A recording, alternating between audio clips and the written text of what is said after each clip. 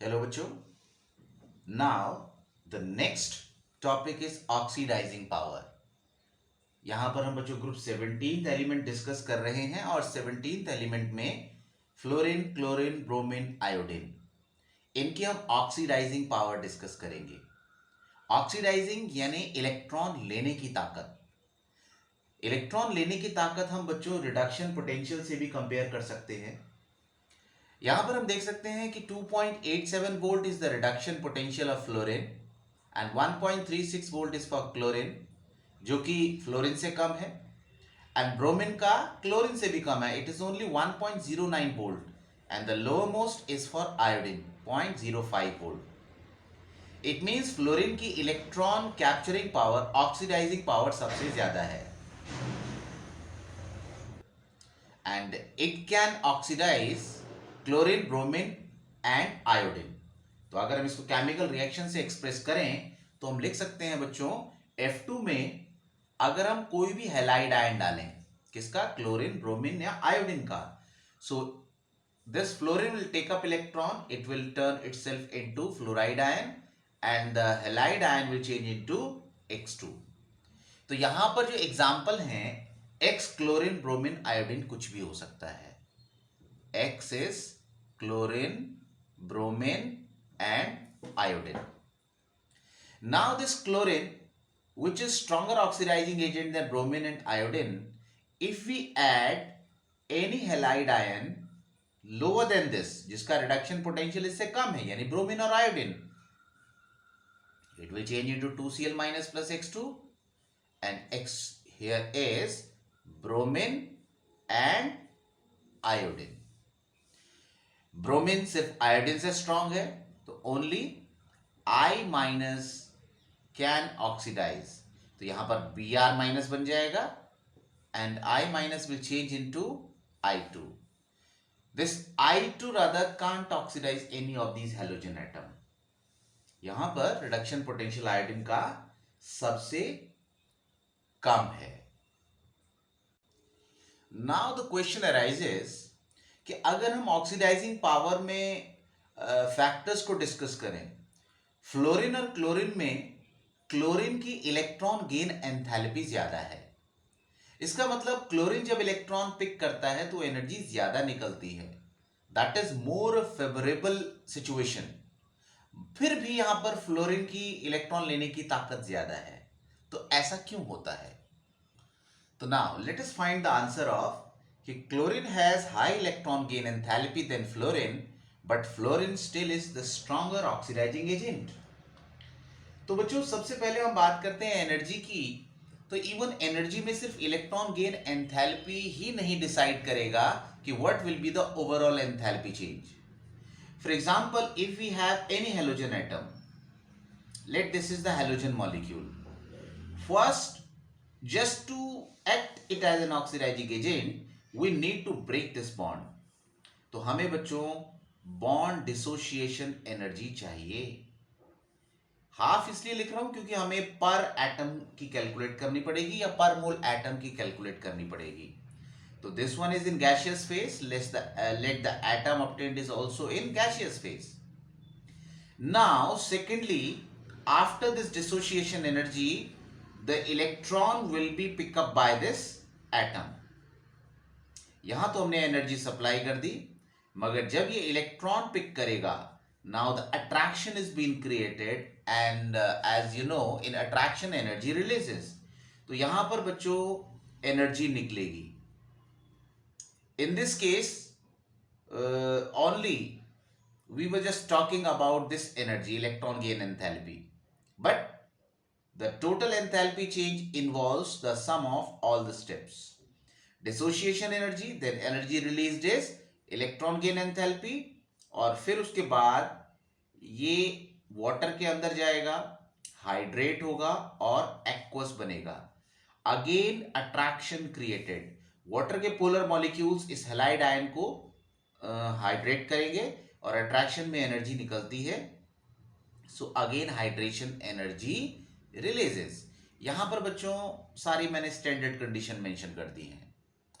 So the overall enthalpy change will be the sum of hydration energy plus electron gain enthalpy and plus hydration energy with the proper sign, जो energy supply की और जो energy निकली।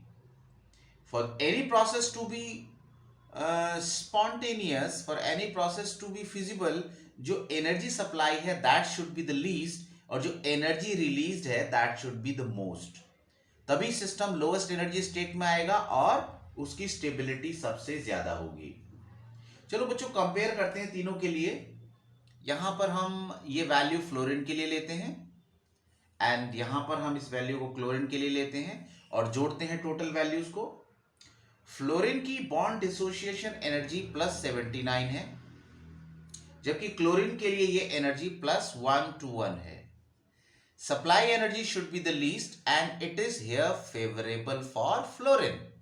तो fluorine should be the stronger oxidizing agent, that is the contributing factor, क्योंकि यहां पर bond को तोड़ने के लिए कम एनर्जी चाहिए।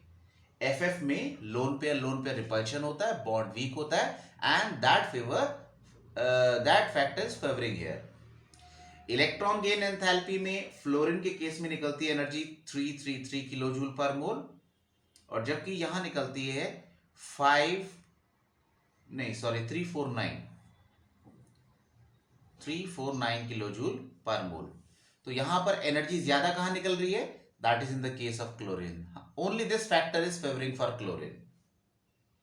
Now the next, hydration energy में फ्लोरीन में हाइड्रेशन में एनर्जी निकलती है 515 किलो जूल पर मोल और जबकि यहां निकलती है 381 kilo joule per mole. These energies are in kilo joule per mole. तो ये बच्चों अगेन अगर देखें तो जो एनर्जी निकल रही है that is favouring for fluorine. देखें टोटल ओवरऑल एनर्जी चेंजेस क्या होते हैं।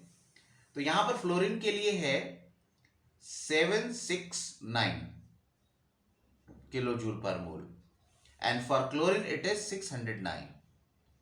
तो ओवरऑल जो लोअरिंग ऑफ एनर्जी है that should be maximum and that is maximum for fluorine.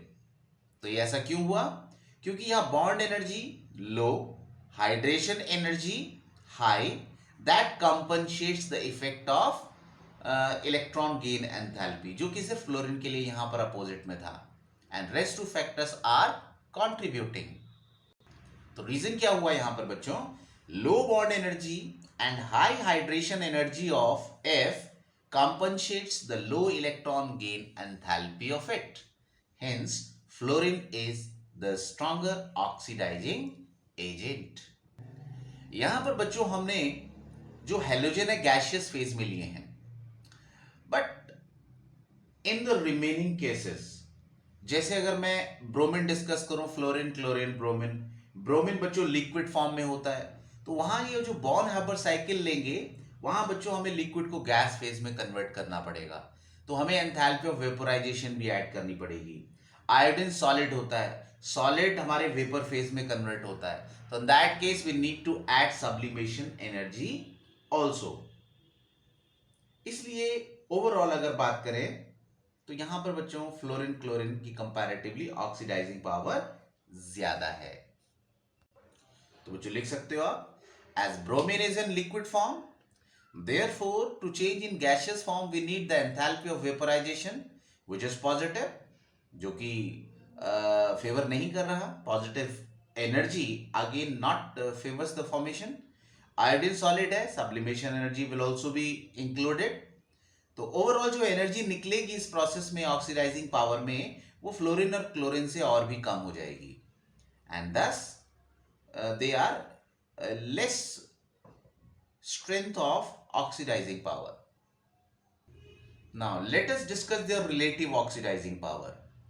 Water से रिएक्शन देखते हैं, तीनों फ्लोरीन क्लोरीन और ब्रोमीन, इन तीनों का रिएक्शन वाटर से किस तरीके से होता है। सबसे पहला रिएक्शन विद फ्लोरीन, फ्लोरीन का जो वाटर से रिएक्शन है दैट इज स्पॉन्टेनियस। ये एक एक्सोथर्मिक रिएक्शन है जो कि इसकी हाई रिएक्टिविटी को दिखाता है, इसकी स्ट्रॉन्ग ऑक्सीडाइजिंग पावर को दिखाता है। बेसिकली फ्लोरीन किस में कन्वर्ट हो रहा है, F माइनस में। यहां पर O है, O2 माइनस किस में कन्वर्ट हो रहा है, O2 में। तो यहां पर बेसिकली फ्लोरीन एक स्ट्रॉन्ग ऑक्सीडाइजिंग एजेंट का काम कर रहा है एंड रिलीजिंग O2। ये रिएक्शन स्पॉन्टेनियस है, अपने आप होती है, बिना किसी एक्सटर्नल एजेंसी की मदद की होती है, और इसमें एनर्जी निकलती है। So this spontaneous exothermic reaction shows कि fluorine is the stronger oxidizing agent. मगर जब हम क्लोरीन और ब्रोमीन यूज करते हैं, Cl एंड Br, तो ये वाटर के साथ ऑक्सीजन प्रोड्यूस नहीं करता, it produces hypohalous acid, aqueous form में है बच्चों, एंड हाइड्रोहैलिक एसिड। यहां पर हेलोजन, क्लोरीन और ब्रोमीन है। तो ये जो प्रोडक्ट हैं, ठीक है, reaction is thermodynamically possible but reaction is slow. Thermodynamically possible but it is slow, जो इसकी थोड़ा सा कंपैरेटिवली लेसर रिएक्टिविटी को इंडिकेट करते हैं। जबकि अगर हम आयोडीन को पानी में डालें तो रिएक्शन नहीं होती। Iodine with water, that is non spontaneous. Non spontaneous rather अगर हम उसकी रिवर्स रिएक्शन करें तो दैट इज स्पॉन्टेनियस। कहने का मतलब, अगर हम क्या करते हैं, आयोडाइड आयन में ऑक्सीजन डालते हैं एसिडिक मीडियम के अंदर, तो उस केस में क्या होगा, this iodide ion will oxidize, it will turn into iodine. So this shows कि iodine is the least या the weakest oxidizing agent out of this. Now anomalous behavior of fluorine. Fluorine बच्चों group में सबसे ऊपर है, सबसे छोटा element है। इसकी कुछ ऐसी प्रॉपर्टीज हैं जो बाकी रेस्ट ऑफ द मेंबर से डिफरेंट है, and that anomalous behavior is due to, first is it is the smallest in its group, it is small in size। छोटा होगा तो बच्चों obviously high electronegativity, high ionization energy होगी। So let us write high electronegativity. And the third main point कि ये second shell का है, second period का है, इसमें डी ऑर्बिटल नहीं है, no d orbital is present, जो कि हमने ग्रुप 15 और 16 में भी पढ़ा। And the last point is F F छोटा होने के बावजूद लोन पेयर रिपल्शन इतना ज्यादा था कि ये जो एफ एफ बॉन्ड है बच्चों वीक होता है, यानी इसकी बॉन्ड एनर्जी कम होती है। And these property of the fluorine results in anomalous behavior of the fluorine। तो चलो डिस्कस करते हैं बच्चों इसके कुछ कंपाउंड, उनकी characteristics. First is reactivity towards hydrogen. Hydrogen halogen से मिलकर हाइड्रोजन हैलाइड बनाता है। जैसे जैसे डाउन द ग्रुप जाते हैं साइज बढ़ता है, साइज बढ़ने से बच्चों इलेक्ट्रॉन लेने की ताकत कम हो जाएगी। बेसिकली दिस HX में H is positive and X is negative. The covalent bond electron is shifting towards halide ion. तो यहां पर जैसे जैसे हम डाउन द ग्रुप जाएंगे साइज बड़ा होगा, बॉन्ड वीक हो जाएगा। तो यहां पर रिएक्टिविटी डिक्रीज हो रही है down the group. Reactivity of halogen decreases down the group।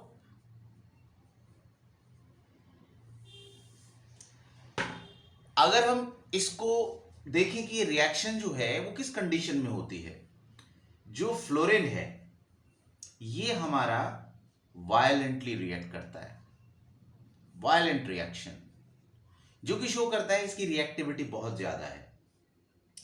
Chlorine के केस में बच्चों हमें डिफ्यूज्ड सनलाइट का सहारा लेना पड़ता है, तब जाकर रिएक्शन होती है। इसका मतलब क्लोरीन की रिएक्टिविटी फ्लोरीन से कम है। But for bromine we need to heat for the reaction to take place. And in the case of iodine, along with the heat, we also need the presence of catalyst. So this shows the reactivity nature also. If fluorine is most reactive, after that chlorine, then bromine, and the least reactive is iodine.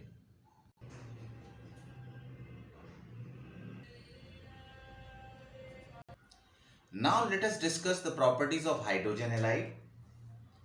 सबसे पहले बच्चों physical state है. HF में आपने पढ़ा होगा बच्चों, fluorine is the most electronegative element.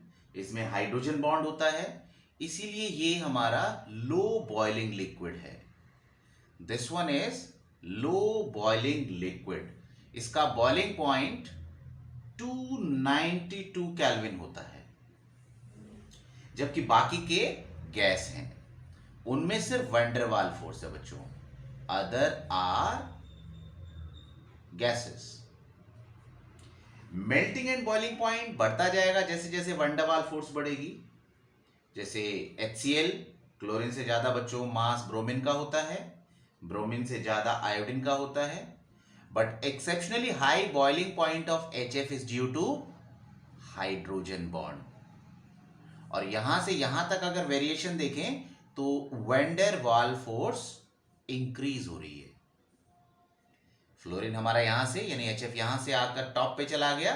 क्यों? मास कम है मगर इसमें स्ट्रेंथ ऑफ हाइड्रोजन बॉन्ड ज्यादा है. आयनिक कैरेक्टर में बच्चों इलेक्ट्रोनेगेटिविटी का डिफरेंस देखा जाएगा. हाइड्रोजन कॉमन है, जैसे जैसे इलेक्ट्रोनेगेटिविटी हमारी कम हो रही है. अगर फ्लोरीन ज्यादा है तो बच्चों ये हमारा आयनिक कैरेक्टर ज्यादा होगा. फिर chlorine and then bromine and last iodine. Iodine हमारा सबसे कम इलेक्ट्रोनेगेटिव है. This is on the basis of electronegativity. Electronegativity decreasing. Electronegativity. Bond length that depends on size. Size जैसे जैसे बढ़ेगा बॉन्ड लेंथ बढ़ती चली जाएगी. HF से बड़ा HCl, HCl से बड़ा HBr, HBr से बड़ा HI. Size increasing, bond length will decrease. Size increase, bond length will decrease. जितना छोटा बॉन्ड होता है उतना स्ट्रांग होता है. तो बॉन्ड डिसोसिएशन एंथैल्पी सबसे ज्यादा किसकी होगी? HF की. छोटा है, फिर ये HCl बड़ा, HBr और बड़ा, HI और बड़ा. तो जैसे जैसे बच्चों साइज इंक्रीज होता है, बॉन्ड डिसोसिएशन एनर्जी हमारी डिक्रीज हो जाएगी.